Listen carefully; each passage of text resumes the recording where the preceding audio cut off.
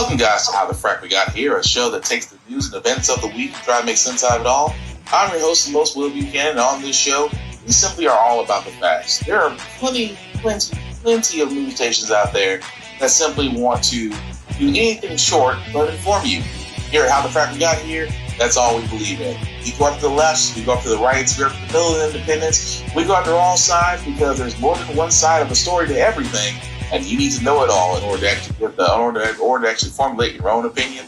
And that's what we try to do here at How the Frack We Got Here. Thanks for listening, and hold on. It's going to be fun. All right, guys. Today's date, March 16th, 2022, and this is How the Frack We Got Here. I'm your host, the most Will Buchanan on How the Frack We Got Here. We do take the events of the week and try to make sense of it all. Before I do get started, guys, let you guys know that we are a family-friendly podcast. At least we try to be. Sometimes words do fly, and sometimes we may show things that might be just a little too intense for younger viewers, but viewer discretion advised. Aside from that, welcome. So, I might as well start with this because this subject is going to surprise me.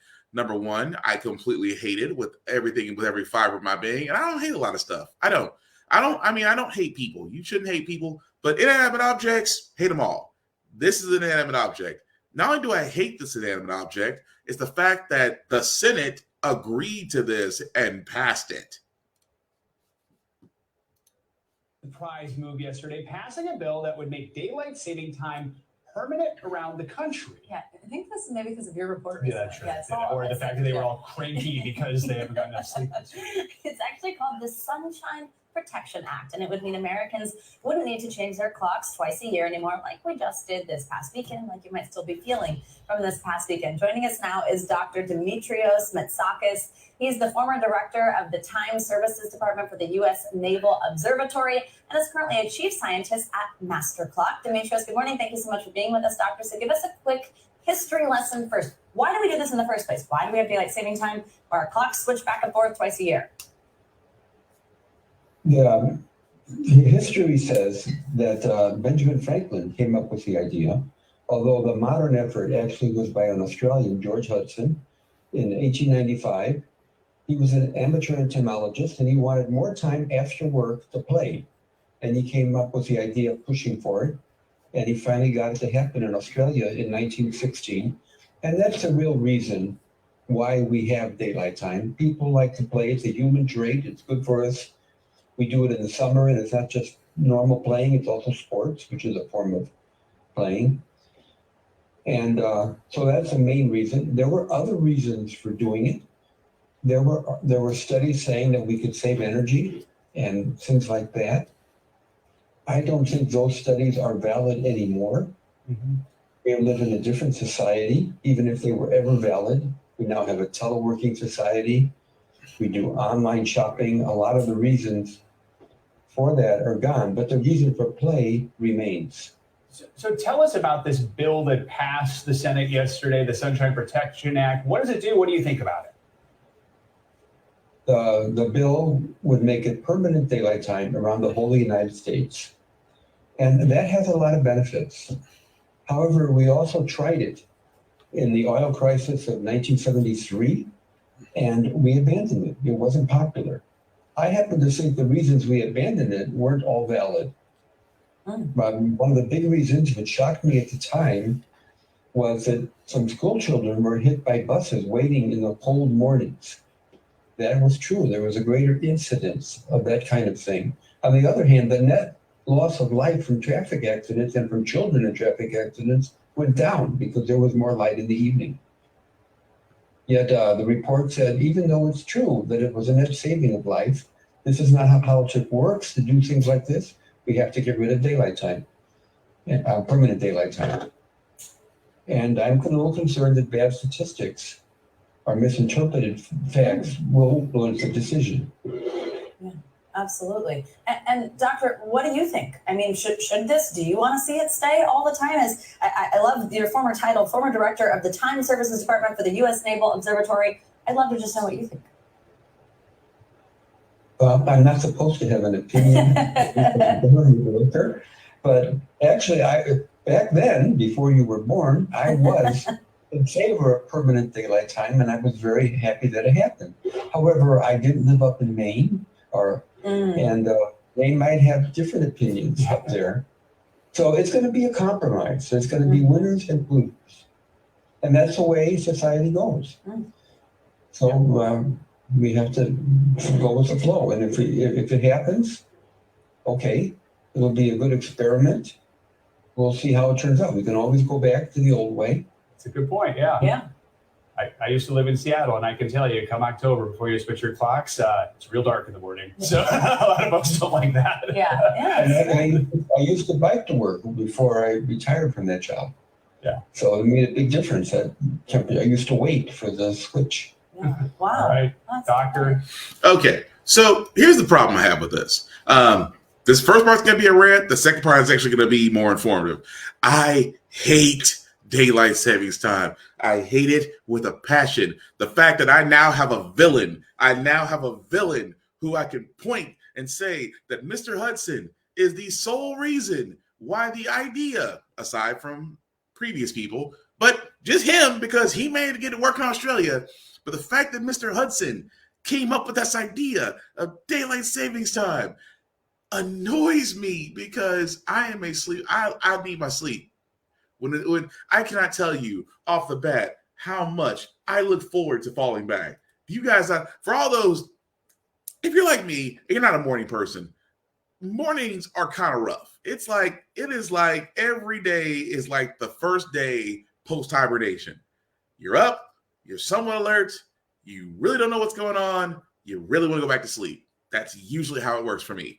But again, falling back, you get that hour, you start to feel normal, because there's just something about disrupting our sleep. And I've always said this before, it takes forever and a day for the human body to get used to time changes. That's why we find, and I think they do this to us on purpose, because the moment we get used to freaking daylight savings time or falling back, they turn around and say, hi, time to switch again. And again, I understand the historical reference from farmers using it to World War to the BS energy reports they try to say about it. I understand that some people just like to have their extra hour of sunlight. I understand it all, but your extra hour of sunlight is causing me freaking loss of sleep. And I'm sorry, there's some things you can do at night with lights. That's all I'm saying. Now that my rant is over, the other part of it. This is the first time that Democrats and Republicans actually agreed on something. I mean, Marco Rubio was the one that put the bill through. Kristen Sinema was actually in her seat going, yes, we've passed something. And I'm thinking to myself, of everything that needs to get done, why is this major? And I say this because the simple fact of the matter is, keep in mind, I've said there and said, here's been the list of the current Congress and what they've done so far.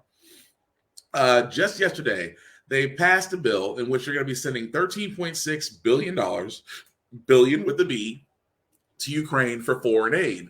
Now that aid can include medical, that it can include humanitarian aid. It also can include military support. Although some troops have been sent to Ukraine, but other countries have done that as well. And of course, as of today, President Zelensky was asking for more assistance. Again, I've been saying this when it comes to the U.S. We have always been involved in a theater of war. I think in our entire time of the nation's existence, there's only been about 20 years somewhere where we weren't in a war. That says a lot for us being around for plus 2,000 years. Now, that being said, again, going back to the Republicans, Democrats, this is the first thing the House has passed, which is now going to correction.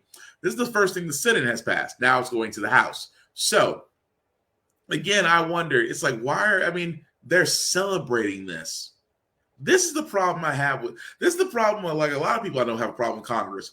You are celebrating something for bigger picture, for looking at the bigger picture, it has very little relevance. I'm like, the Build Back Better plan needs to go somewhere. For the simple fact of the matter, let's not forget the Voter Registration Act, the John Lewis Act, the George Floyd Police Reform Act, actual things that would help Americans that seem to fall on deaf ears. Why are those all still on life support? But yet, daylight savings time, otherwise the Sunshine Protection Act, we must protect our extra hour. seemed to got Democratic and Republican approval to pass in the Senate to move to the House. When we have prices and inflation and everything else going on, they're happy that we could make daylight savings time permanent. And they wonder why people have very little faith in government. This is the reason why I keep on saying the entire time, those that work in the Senate and those that work in the House should be put on the same type of terms as the presidency. You get 2 consecutive terms, and then you got to sit one out. Instead of this revolving door of being elected and really having nothing to show for it. But again, daylight savings time, you want to make that crap permanent. Ugh. That being said, I do want to move on to the next little bit of information I got. I did want to point out this story here, guys. Again, the RNC is trying to stop the 2020 email communication status from going to the January committee. Now, keep in mind, yes, if you're wondering, the January 6th committee, they're still looking into the failed coup d'etat by white supremacists led by Trump at the time. Yes, they are still looking into it. And yes, at the point that the RNC is trying to prevent their entire email communication from going to the January 6th committee. As they cited, and I quote, the reason why they don't want this to happen would give the select committee unprecedented access to the RNC's internal political strategies and to private personal information regarding its supporters. That's your reason? Let's not forget the reason of, oh, yeah, your former president may have incited a riot, which then basically incited insurrectionists and treason to happen, but you're worried about your information being leaked off Salesforce. I would be more worried about incriminating yourself. I mean, that would be the better answer. I mean, let's just be honest. There's everybody that supported Trump and everybody that was all for this should be held accountable, especially even more so that if there's information, like there's text, of course, Trump going out saying, well, you need to throw, Trump literally has told Pence to throw out the election. He went to William Barr thinking he could do something. He went to his support. And that's why I said, if you really think about it, think about the timeline of this.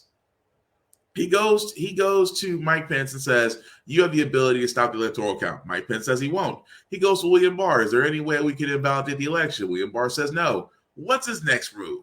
Let me incite the crowd to go disrupt the place and hope it stops the count and I remain president. Think about that for a second. There's probably a lot more in that RNC database that they don't want let out because that would mean that they have to admit that the Republican Party, along with Trump, inside these people. And that's basically their voter base. That's all I'm saying. But speaking of Republicans and Democrats, I told you guys, this is election year. I have told you guys, and I'm going to say it before and I'll say it again. Democrats will have a harder time. And I've been saying this. And correct me if I'm wrong. I don't think I am, but correct me if I'm wrong. Democrats will have a harder time to convince voters to reelect them because right now, Democrats don't have a lot in the win column. They do not. However, Republicans will have an easier time convincing idiots to vote for them. Because yes, if you do vote Republican, you're basically shooting yourself in You're basically shooting yourself in the foot unless you're very well off or your corporation. I've been saying that. The only two types of people under Trump that flourished, aside from those lying on PPP loans, the ones that truly flourished under Trump and his Republican leadership were rich people and those are corporations. It was Christmas for them. That's all I'm saying. But Republicans will depend on those who don't fit in those categories to have amnesia. And remember, they had it worse under Republicans. They now do under Biden. But again, it's Republicans. What's the first thing about Republicans they do? Anything Democratic, liberal, or progressive, or quote unquote socialism, they will turn around and immediately try to demonetize it faster than a YouTube or IG page. That's just being honest. But again, Republicans will have it easier as Democrats will have it harder. And it's kind of messed up to say that considering the fact that Republicans have done nothing this entire congressional session. But as elections are popping up, you're going to see a lot of videos like this where it's going to be amazing. Well, I won't say videos like this. Videos like this I'm about to show are so rare. The fact that this actually came from a Republican pact that wanted to hold Republicans accountable. I know, it's an oxymoron. Check it out. Are suffering from partisan derangement syndrome.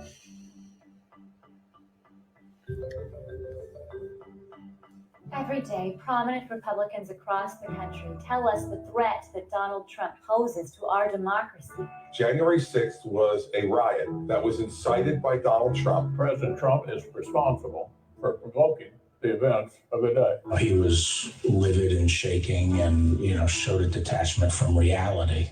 But sadly, these same Republicans say they will vote for him again. If the president was the party's nominee, would you support him? Absolutely. The line of supporting Donald Trump starts behind me. It's inconceivable to me that I wouldn't vote for the Republican nominee.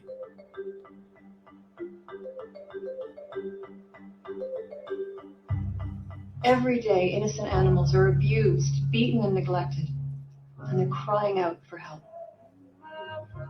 Please, call the number on your screen. At this point in the ad, I would tell you to call this number so you can help these deranged partisan Republicans. But sadly, they're too far gone. I'm sorry. That was funny. It was funny. At the same time, I love it because it's an oxymoron. A Republican pact was saying that they want to hold Republicans accountable. And of course, there was the information right there for the world to see. So it's unarguable. It really is unarguable to the point to where it's like, you guys can't sit there and say that, Trump shouldn't do this, Trump shouldn't do that. 2 months later, oh, yes, I'd vote for Trump. Absolutely. No problem. It's like Stockholm Syndrome. But I just love the fact that, there was actually a Republican-based pact that was out there wanting to hold Republicans accountable. You sure they're not Democrats? You sure they're not progressives? It sounds progressive. That's all I'm saying. But moving right along, guys, I did want to cover this as well because, like I said before, I keep telling you guys it's election year and Republicans are making moves, including Governor Ron DeSantis, Trump's favorite hand puppet, is trying to get rid of, and I wish I could say this, minority seats in his own state's Congress. On every fire, the Democratic mayor of Miami Beach there describing Florida's Republican Governor Ron DeSantis. DeSantis' latest move targeted 2 congressional seats held by Black lawmakers. NBC News national political reporter Mark Caputo is here. So, Mark, you're writing with DeSantis is undoing what's known as a minority access congressional seat in North Florida. Could you tell us more about what's going on there? Right. Redistricting is really complicated, so I don't want to bore people. But essentially, there's 2 kinds of minority seats. There's a minority majority or a majority minority seat where most of the voters are, say, Black or Hispanic. Then there's something called a minority access seat. And that's where minorities are in a large enough concentration where they have a reasonable ability to elect a candidate of their choice, in this case, a fellow African-American or a Latino lawmaker. Because of the way the Voting Rights Act is drafted and recent Supreme Court rulings, there's a possibility those types of seats, if they are drawn solely to boost minority representation in Congress, might not be legal. And so Ron DeSantis has highlighted that for 1 seat in specific. Yes, there's 2 seats in question here, but it's really 1 seat.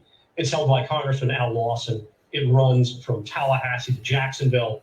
And because it's so long and so sprawling, and if you look at a 2017 Supreme Court ruling, there's a possibility it might be declared unconstitutional. So DeSantis told lawmakers, hey, look, get rid of this minority access seat, get rid of these minority access seats. And they didn't really do it because they weren't sure that he was right. And even though Ron DeSantis is a very popular conservative governor, and he got everything he wanted in the session except for this one thing, he's promised a veto of this legislation, these maps, and he's probably going to kick it to the courts. And understand the Florida Supreme Court is sort of majority conservative, as is the U.S. Supreme Court, where one of his close friends is U.S. Supreme Court Justice Clarence Thomas. And it's there where DeSantis might be able to strike down not only this seat here in Florida, but also kind of deal a blow to minority access seats in general if they are considered, quote, racially gerrymandered. So you would think that he would be on the same page as his legislature because it's GOP-led, but could you just describe for our viewers how this is putting him actually at odds with his legislature? Well, you just don't see this usually. Usually redistricting is just held by legislatures. Now, if there's a Democratic legislature and a Republican governor, or a Republican legislature and a Democratic governor, yeah, you can sometimes see veto threats in congressional maps. In fact, that actually happened in Louisiana. There's a Democratic governor, John Bel Edwards, and there's a Republican legislature. And so he vetoed their congressional maps. Here you have a Republican legislature in Florida and a Republican governor. And they're essentially ideologically aligned. They're very conservative. Yeah. And they've given him everything he could have wanted and more. Abortion restrictions on teachers teaching about gender, sexual identity, sexual orientation, things of that nature. And they gave him an election fraud police force, even though there was no election fraud here. Right. Yet there's this one thing that he really wanted: get rid of this minority access seat, and they didn't. And to quote someone who's spoken to him and is familiar with the governor's thinking, look, you can agree with him 99% of the time on 99 of the items. He's not going to remember those. He's going to remember the one time that you didn't go with him, that he thinks in terms of absolutes. It reminds me of the old saying that if you're with him 99% of the time, you're a damn traitor. And so that's kind of what we're looking at here. So you say this is unusual. A University of Florida poli-sci professor told you Florida's never seen a governor get involved in congressional redistricting like this. What else did Professor McDonald tell you about what DeSantis is doing? Well, he thinks that there's really two things going on. One, DeSantis is looking at running for president. And if he does, he's going to be able to say, look, I fought the good fight to get more Republican seats here. That's one. Secondly, if he happens to prevail in the courts and they get parts of the Voting Rights Act struck down, or something called the Fair Districts Amendments, which were kind of an anti-partisan gerrymandering law that voters passed in 2010, that'll be another feather in his cap. So McDonald said, look, this is a win-win. What's really rare about DeSantis getting involved here is not only did he issue a veto threat, not only is he probably going to follow through with that once he gets the maps to veto them, but he drew his own maps. That just usually doesn't happen. This is a function, usually the purview of state legislatures throughout the country. Yes, governors sign them or they veto them. They veto them very rarely. They almost never veto them. No one can really remember when it's happened if the maps are drawn by their own party. But here we are in Florida. DeSantis has had a tendency for blazing his own trail and igniting things along the way. As you quoted Jane Gelber from my story, that he brings kerosene to every fire. So that could be one of the instances here. Mark, I mean, just to play devil's advocate here, as you mentioned, he's up for re-election, DeSantis, that is, in November. He's eyeing a presidential run in 2024. Voters and people don't necessarily love a court fight, right? They don't necessarily get excited about contentious battles. So how is this? Is it just the attention a good thing? I mean, you might say on the flip side, well, people might say, oh, this isn't good. He's just causing too many problems. Literally that quote, throwing kerosene on every fire. Well, that's possible. I mean, understand that first and foremost that Ron DeSantis governs and comports himself, conducts himself as a modern day Trump Republican. And one of the central features that you see among Republican voters is they want someone who fights. And Ron DeSantis could get in a fight in an empty room at this point. I mean, there's very few fights he doesn't engage in. For instance, a few weeks ago, I can't even remember to keep track of this, maybe it was about a week ago, he went to an event, one of his own events, and there were some high school students standing behind him with masks on. He kind of berated them for wearing masks. And this sparked a cycle that you see with DeSantis. Liberals were outraged. And Republicans, they love the fact that he berated the kids, and then they love the fact that the liberals were outraged, and that generated media coverage, and then he began fundraising off of it. Right now, DeSantis is in a position where his pugilistic mood or modus operandi has met the moment, and it's what his voters want. Is what voters are going to want in November or in 2024. We're going to have to wait and see. But so far, it's working for him. It's certainly working for him financially when it comes to campaign finance reporting, and it's working him in the polls. I mean, the polls show that he's generally leading his likely Democratic rivals. The two of them, Charlie Crist and Agriculture Commissioner Nikki Fried in the state. So things are looking pretty good for him. And this is one of the reasons why. So, the voters like the fight, or his voters do. Yeah. So, literally and figuratively, Ron DeSantis, governor of Florida, and Trump's hand puppet. I mean, the bill model through the Texas law bent. Quite you. So, I mean, guys, the simple fact of the matter, it's the whole idea that DeSantis is going to take, minority seating, specifically those held by Democrats. I have been saying this. I am not going to stop saying this. Republicans have realized that they will not get anything done federally. So what do? They went to the states. You see it in Florida, Texas, Ohio, almost virtually the entire South, really. But the one thing they didn't count on was what happened in Georgia the year before last. They did not count on the fact of a bunch of Georgians in a special election electing not one Democrat but two, specifically an African American one, for the first time in state's history. And Republicans realized, oh crap, the mail-in voting actually worked, and a lot of people jumped on it. So what are they doing? They are pretty much setting up in all their states where they have majority, and these local and state legislatures are putting in not only ways of making sure that things go their way, but they're making it harder because they are targeting minority voters and minority seats.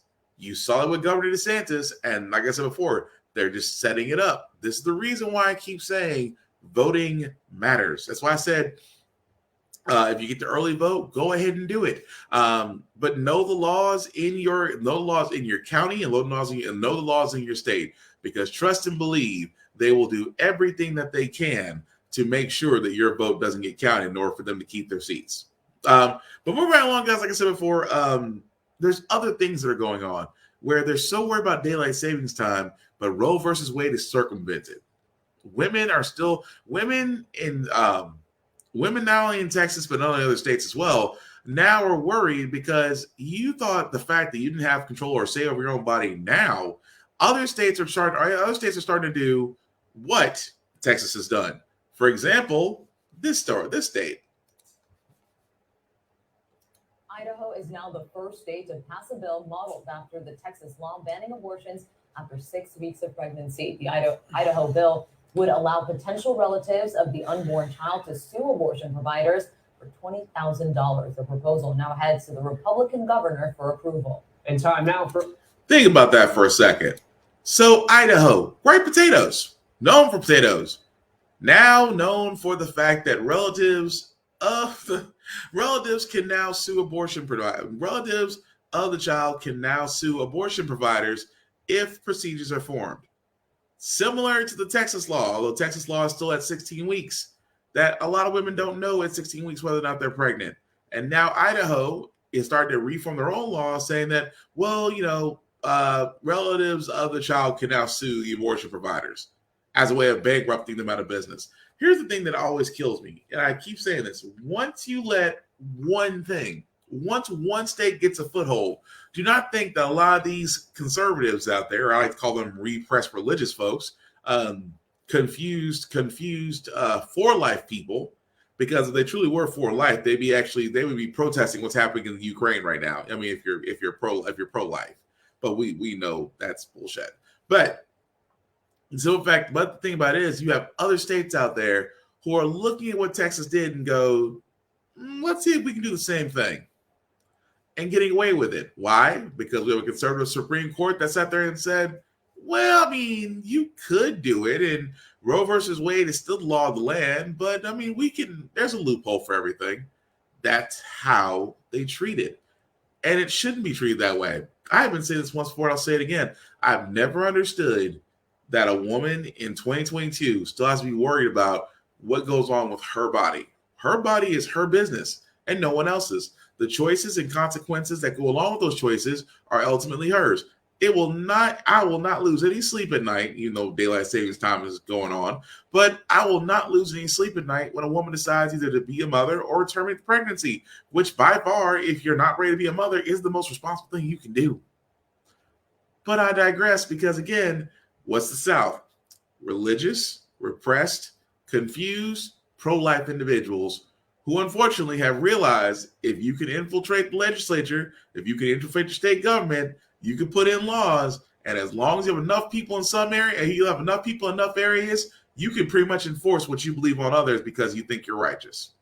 Yes, I said it.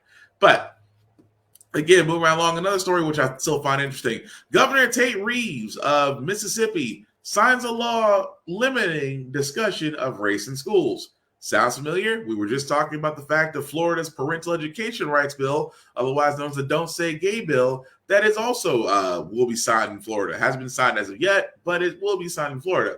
But in this case, in Mississippi, Governor Tate Reeves has literally signed a bill that I wish I could make this up, that any race, discussion of race is banned in schools.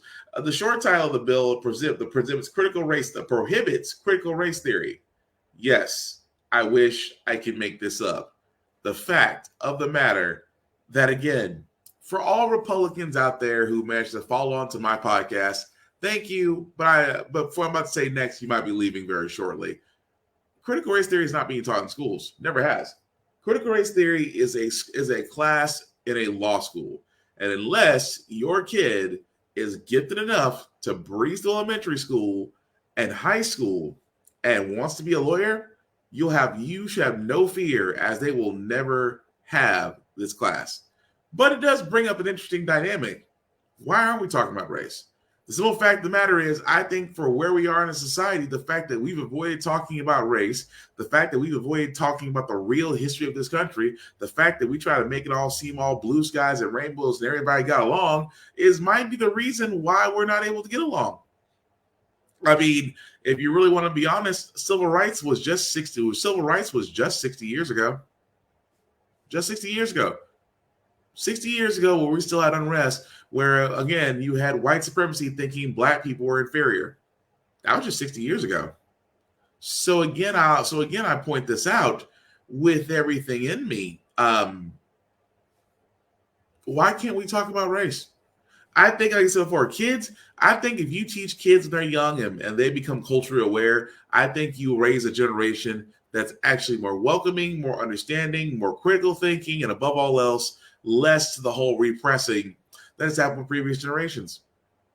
But, for white people, it's like, well, we don't want them to feel guilty about, go ahead and say it. Because they love it. Say, well, we shouldn't feel guilt about what, your previous generation?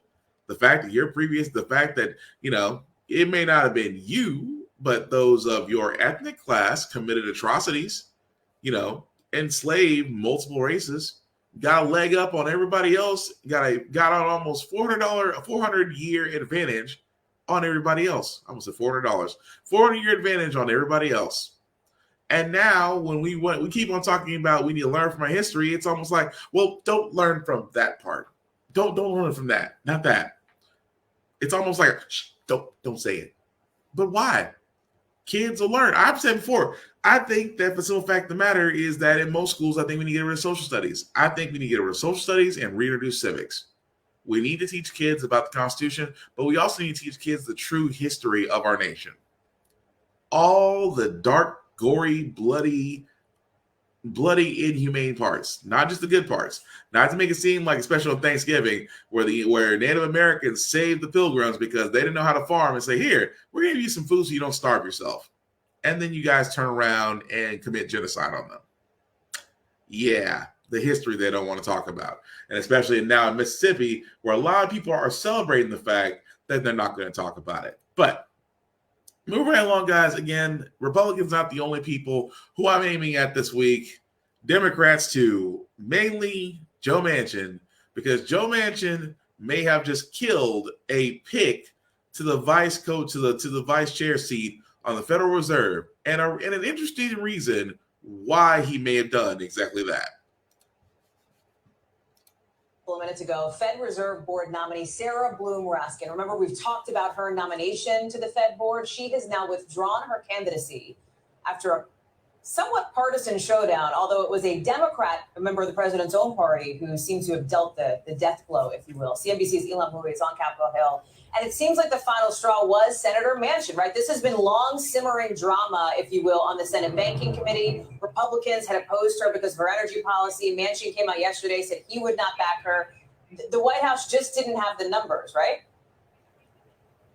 Yeah, Hallie, you're exactly right. The votes simply were not there to get it confirmed. And the irony is that Sarah Bloom Raskin had served on the Fed's Board of Governors before she was confirmed by a voice vote. She had also been confirmed by a voice vote as Deputy Treasury Secretary previously. So the White House had thought that this would be an easy win for them. But ultimately, she faced such intense opposition from Senate Republicans over a range of issues, but lately, and most specifically, about her stance on climate change. The New Yorker had a copy of her resignation letter in which she was unapologetic about believing that climate change presents a risk to our economy and a risk to financial stability and should be something that the Fed takes into consideration. But Senator Joe Manchin, a Democrat from West Virginia, said that was just a straw too far for him, and he could not support her nomination because of the way that she views energy and because he is so concerned about inflation right now. After he came out opposing her, it became clear very quickly that there would not be any Republicans who would take his place to back her, and so she would not have the votes to get confirmed, Hallie. Okay, so again, that part I want to talk about, because again, Sarah Bloom is more than well qualified. She served on the reserve for governors before. But why would Joe Manchin have a problem with an individual who understands climate change and its impact on the economy? Why would a person who's from a coal state, who's on a board for a coal mining company, have an issue with someone who is very well aware of climate change and that coal mining does have an effect on it? I wonder why he would have a problem. I've been saying before, you know, I don't live in West Virginia, but if I did, I'm running against this fool. Why? Because he is for, Joe Manchin for the streets. Let's call it what it is. He is for coal. He is for the coal mining industry because, again, he is a walking conflict of interest. Here's my thing. How is it that you are in a state where for the longest time, coal was the driving factor? Coal mining is becoming a dying business. Not only that, the simple fact of the matter is it is not good for the environment. But at the same time, you have an individual who's coming in who is well aware of that. And the fact of the matter is that they do believe in climate change. And they do believe in the fact that, yes, this does have an impact on our economy. Here comes Senator Joe Manchin riding to the rescue of inflation. He's worried about inflation. Joe Manchin's worried about he's worried about the economy. He's worried about the inflation. Have you seen one solution that Joe Manchin has pointed out yet? One. Because he's like, well, it's just the fact that, you're saying climate change has an impact on the economy. It does. You don't believe me? I would have been like, Joe, have you been to the gas pumps lately? You're doggone right it does.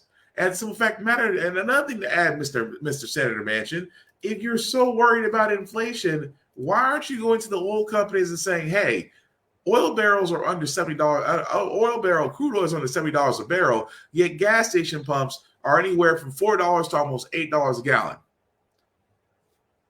Crickets. You won't hear anything from Joe Manchin. Why? Crickets. He says inflation, but when you bring up a real reason for inflation, like oil companies that are pretty much drilling less, charging more profits, but inflation rises because now people are starting to be more conservative with their money. But Manchin's worried about inflation, but he won't raise a hand at the people who lobby for him. No. But he will definitely sit there and make sure anybody that's about climate change is not going to be involved in Congress. And that alone says a lot. But between him picking a person that's for climate change and Sinema being so happy about passing something instead of saying no all the time, this is the reason why I sit there and say, Democrats, you're going to have a harder time trying to sell your story to the American people than Republicans will voting for idiots. When you have two of your own in there that have literally two Democratic senators have held up the entire agenda of one administration. That alone says volumes about your guys' unity. But moving right along, guys, I did want to cover this story because, again, I am getting a little tired of seeing these stories where murders happen and no one is under suspect, no one is being arrested, even though it stinks to high heaven that somebody or a group of people are involved. 29-year-old Peter Bernardo Spencer, a Jamaican immigrant, was found fatally shot in the front lawn of a rural Pennsylvania cabin on December 12th, just hours after he was allegedly invited to the cabin by a white co-worker. Authorities say that Spencer was shot 9 times, and they're investigating his death as a homicide. There were allegedly 4 others at that cabin, including Spencer's co-worker, all of whom were white. Spencer's family says that 4 people were detained and questioned, but released after consultation with the county district attorney's office. And according to officials, now, more than 6 weeks later, there still have been no arrests and no charges. The district attorney's office told ABC News that it will not comment on the ongoing investigation, quote, out of concern for the impact that it may have on a case and any potential charges. And the Pennsylvania State Police also have not responded to ABC News' request for comment. We're joined now by Conrad Spencer, Peter's father, and the family attorney, Paul Jubas. Mr. Spencer, first, let me say we're so very sorry for your loss, and we, of course, appreciate you both being with us tonight. Thank you. Mr. Spencer, Thanks for having us. Thank you again for being with us. And Mr. Spencer, while I understand that many questions remain, can you tell us, to the best of your knowledge, what happened the night your son died? To the best of my knowledge, I can't give an answer as to what happened that night, other than the fact that his friend invited him and he went. And what I am told, that friend invited other friends. That's the best to our knowledge, other than the fact that police were called to the scene, I'm told, and they in turn call us, the family, and tell us what happened. But to know what happened on the scene of the night, we really don't know, and that's the answer that we need. Right. And Mr. Jubas, you have said that you believe this was racially motivated. Is that still your belief? It's entirely possible. Anytime you're dealing with a situation, drawn across racial boundaries, here in America, that's a definite possibility. But like Mr. Spencer just said, we haven't been told anything. We're in a situation where we're being forced to conduct our own investigation, into a situation that should have been open and closed. And to both of you, if you want federal agencies to get involved in this investigation and for the case to also be referred to the Pennsylvania Attorney General, if those things were to happen, what exactly would change? And then do you think you might actually get the answers or perhaps justice you're looking for? So it's our understanding that they are involved. And it doesn't change anything immediately. At least, it's on our understanding that with their involvement, there is another level of accountability. So to the extent that, it's not just the Venango County law enforcement that's handling this and the state police, there are federal agencies involved. But we still haven't received anything substantive, from any law enforcement agencies. And Mr. Spencer, we want to know a little bit more about your son. He was about to be a father, right? What did his future look like before this happened? Well, for the short time that I even became being invited with him, I was doing construction, and it was very fascinating. I can just remember the last job that we did. It was 2 days that we took and painted that whole house, and that brought in much more than some persons working in a 9 to 5 doing some other job. So it was perspective. The fact that he wanted to do his CDL and he got his permit and started his class, knowing that he is going after his CDL license, that was perspective. The fact that he wanted to do his restaurant and is aiming in that direction, helping his mom every Friday, spending his time and effort, that is perspective. The fact that he wants a family is more than perspective.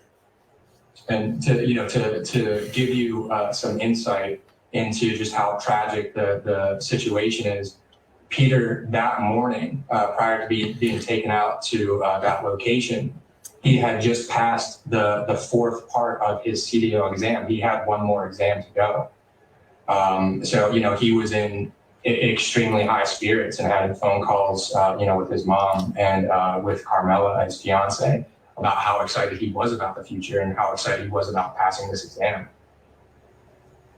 Well, thank you for sharing those memories with us. And we will, of course, stay on top of this investigation. Thank you both, Mr. Spencer. And that's the thing about that one is just that, when the fact that there was no information, it's like there's no arrest, no nothing, and yet this man was shot 9 times. That's the part I'm having an issue grasping, because you're going to sit there and tell me 9 times this man was shot. This man was invited to go out to the cabin. Invited to go out to the cabin to be with his friends, and for the simple fact of the matter that there's Nothing. No arrest. Investigation still ongoing, but no arrest, no nothing. And it's like no suspects. 9 times, somebody, it sounds like plan to me. At the same time, I'm one of those folks, I don't do camping. I said, look, you can call me paranoid, but I don't do camping. I don't do anything woods related to where I have to question things. That's why a lot of people say we don't want to go in the woods. I tell folks all the time, I don't want to go in the woods. We have civilization now. Why do I want to go in the woods? I have no reason to camp at all.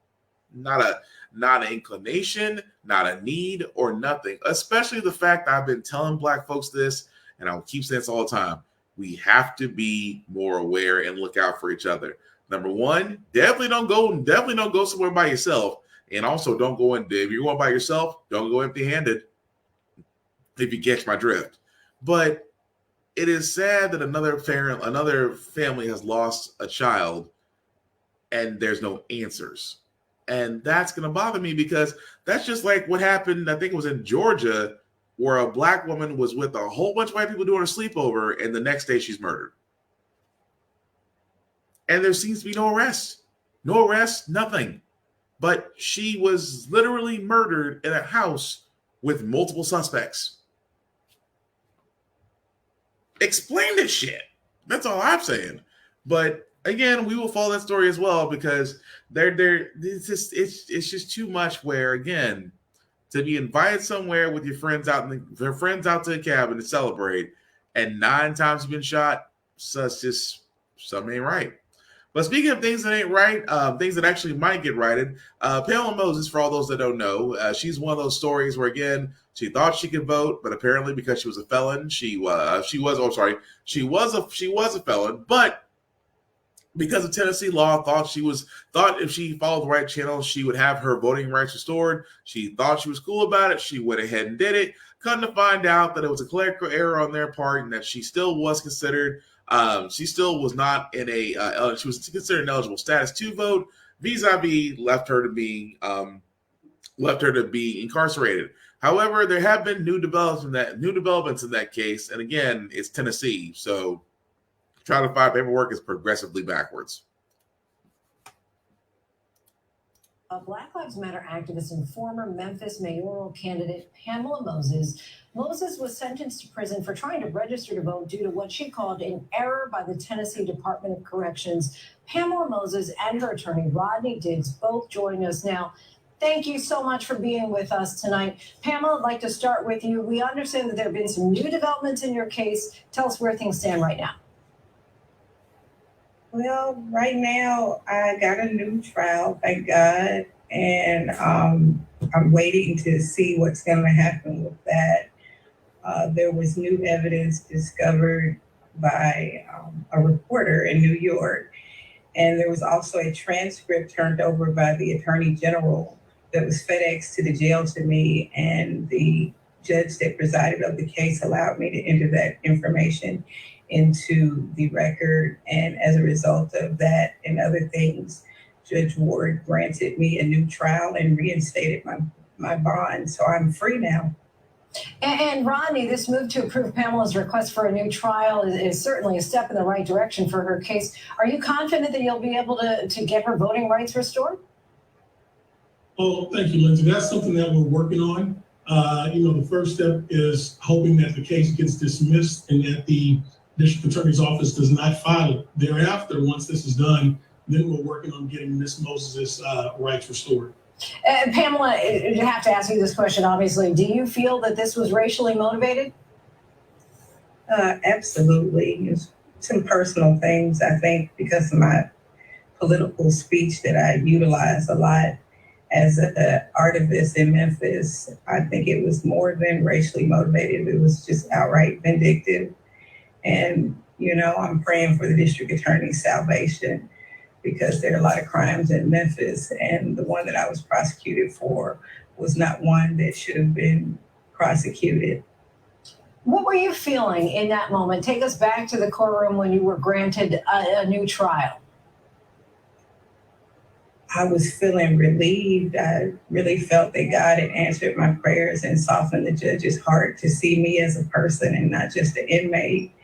I was just very grateful that the Attorney General had FedExed me the information about my previous case. That's where the transcript was located, because the previous case I was also innocent of. But like most people, I entered into a plea agreement, which basically put me in this catch-22 where I reoffended unintentionally because they never told me my rights had been permanently taken away from me, knowing that I had political aspirations as a person who grew up around politics and, you know, was active in social justice and other things. I got a bachelor's in political science. The DA knew that at some point in my life I would seek public office. And so I believe that is why she gave me that previous charge of tampering with evidence.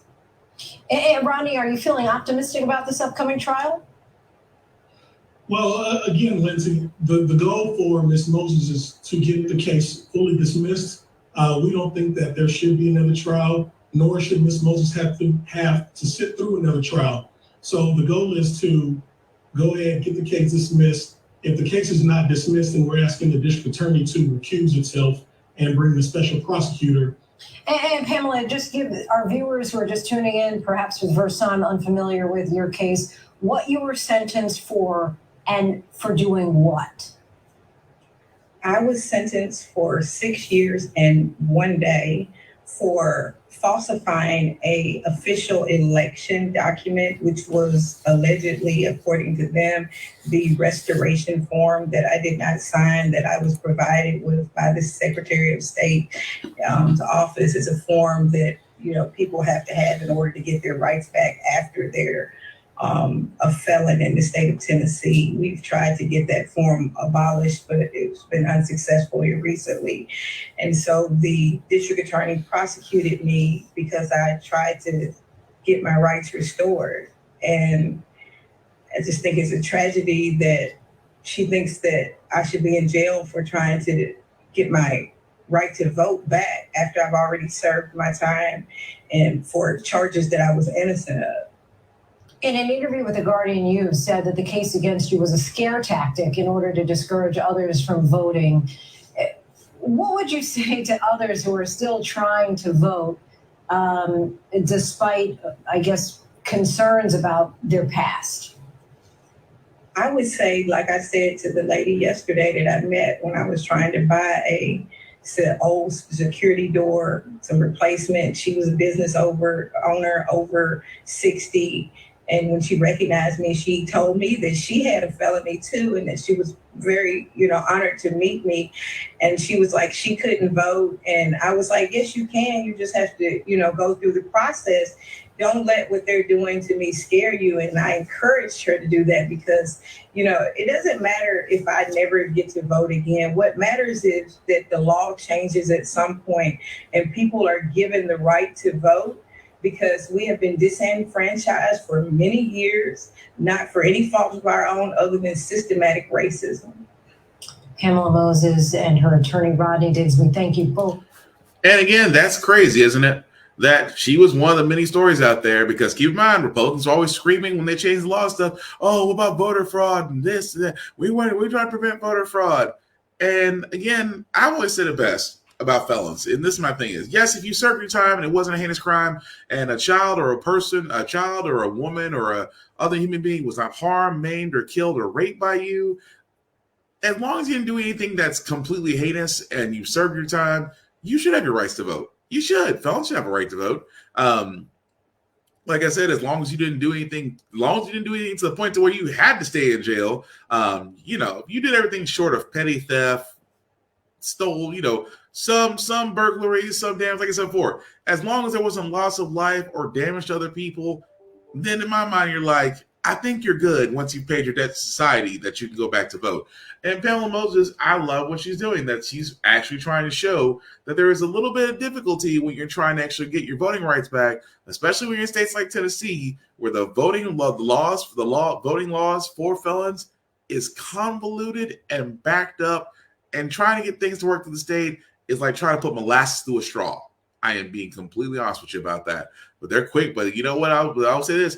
It is the one thing I'll say about Tennessee, besides being progressively backwards, it's the fact of the matter that when things need to be done, molasses through a straw. When they're ready to throw you in jail, fast food speed.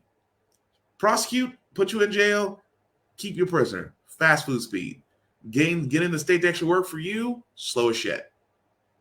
I'm only pointing that out. But again, I will follow that story because I do think that she will be vindicated. I hope she is, because all she's trying to prove is that people want to vote. And I keep saying this all the time. If voting wasn't so important, why are they making it so hard for you to do it? Especially if you're a minority voter. But anyway, people are wondering, what Joe, like I said before about Joe Manchin, his inflation. Here's where he should be worried about his inflation about. Why is everything going up but your paycheck? Impact of Russia's war in Ukraine with soaring consumer prices, record high gas prices forcing families to make difficult decisions, and the creative ways companies are trying to curb financial losses. Here's ABC's Andrew Dimbert.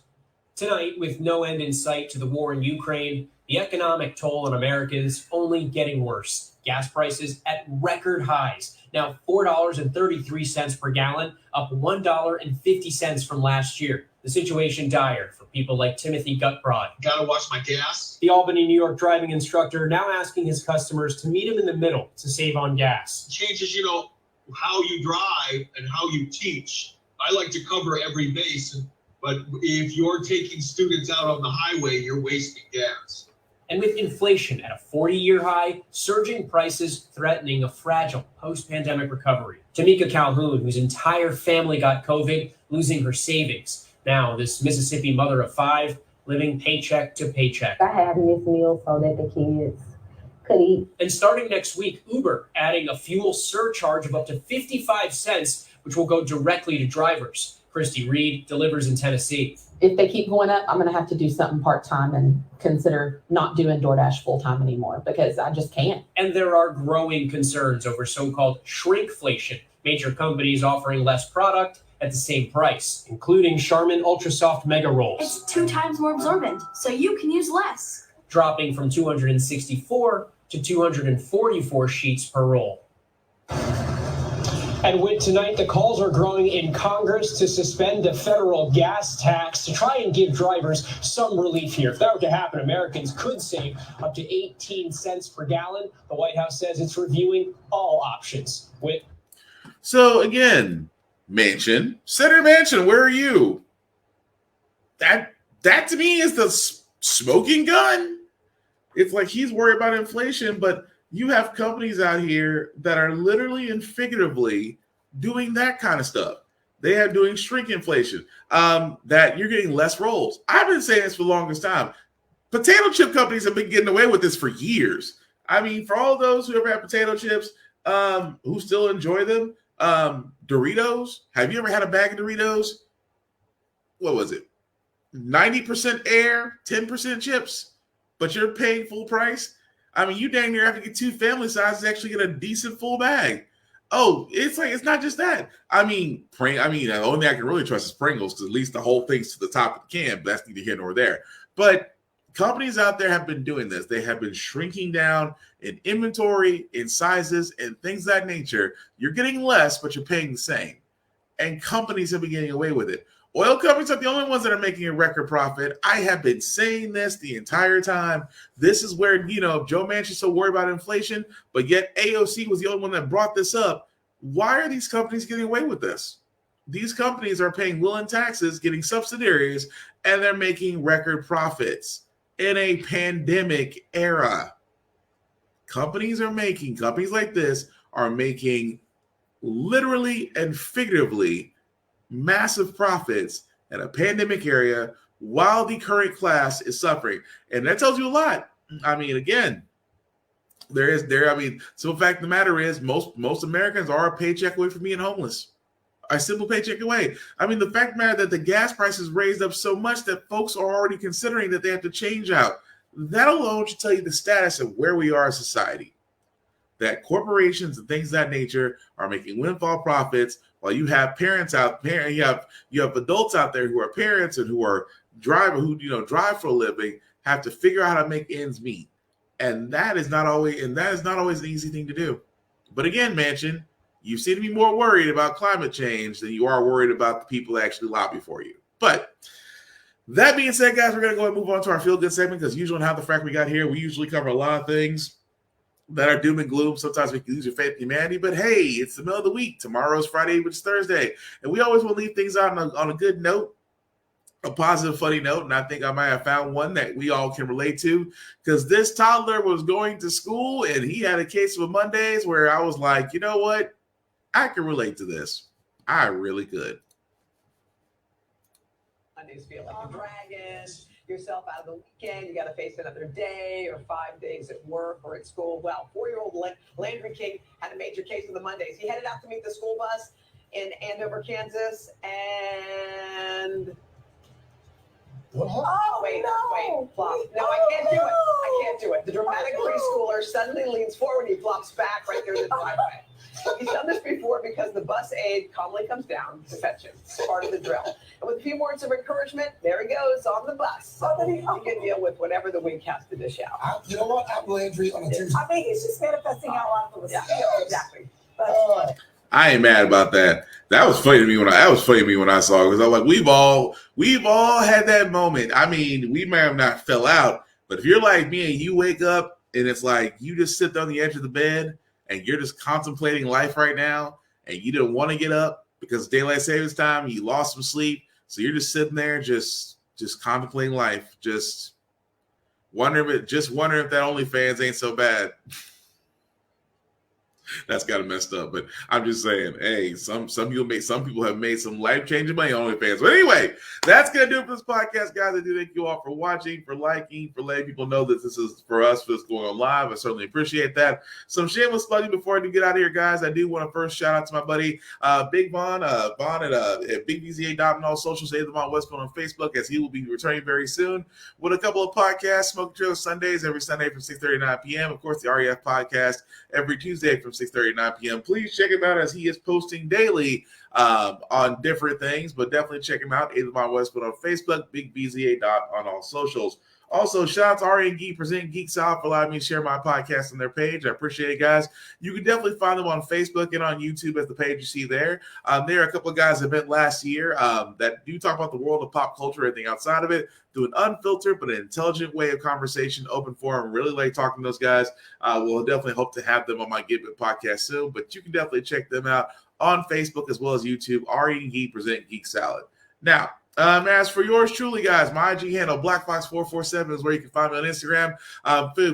Feel free to like and follow me there, as I usually post a lot of things, movie reviews, video game reviews, television, things of that nature, and also some workout stuff because I do a couple push-ups. Also, at the same time, guys, I am all about positivity because we have had a rough couple of years.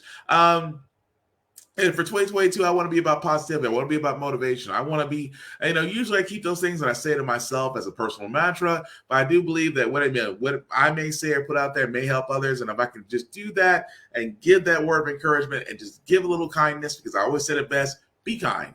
If you have the ability to make somebody's life great, whether it's a minute, day, an hour, or a lifetime, go ahead and do so. The world can use more random acts of kindness. And at the same time, it takes zero energy to be nice. It takes everything in you to be a dick. That's all I'm saying. But also with that being said, guys, my link that you can find there at the bottom, if you copy and paste that into your browser, will take you to my link tree that has the YouTube and Facebook groups for all my podcasts, How the Frack We Got Here, Get Bitten, of course, off on this podcast, to where you can like and share and basically follow me from there. And like I said, if you like the content, let people know about it, because I'm just trying to do something different than what you're seeing on news television stations. Also, with that being said, guys, again, if you haven't already, please get vaccinated. Please get your shots. Please wear a mask. I know cases are going down. I know people are getting a little bit too comfortable. We've been here before. We still need to be proactive. We still need to be thinking ahead. We still need to be protecting ourselves, not only for lowering the case count, but to make sure that we're leaving those hospitals open for those that need life-saving treatments. I'm talking about those on kidney dialysis, blood transfusions, diabetic needs, things of that nature. Their appointments are constantly getting pushed back just because there's a COVID bed being taken. So less people with COVID in the hospitals, or none at all, the more these individuals can go in and get the life-saving treatment that they need to continue happy and healthy lives. The last thing I'll say about How the Frack We Got Here, guys, is all about staying informed. We're not trying to change minds, persuade others, or simply trying to reinvent the wheel. We're simply doing what the news stations of old try to do: give you all the information, allow you to make up your own mind for yourself, but provide a logical perspective beside for that. We do better as a society when we're informed. We're progressive. We move forward. We try to right the wrongs of our past by making decisions now that we should have done back then, like elect our first Madam Vice President who is Black. When we don't learn from history, we are doomed to repeat it. That's why we find ourselves saying a lot of these times, how in the world did we get to the same people? How do we keep electing the same Congress? How in the world do, everything goes up, but my paycheck is still the same? And most importantly, we keep asking ourselves how the frack we got here. Thank you all guys for watching. If you're watching this on playback, please comment if it's live and so I know what you guys ever talked about. Well, your opinion on everything we talked about, if I could talk. Aside from that, guys, please take care of yourselves and each other, and we will get through this.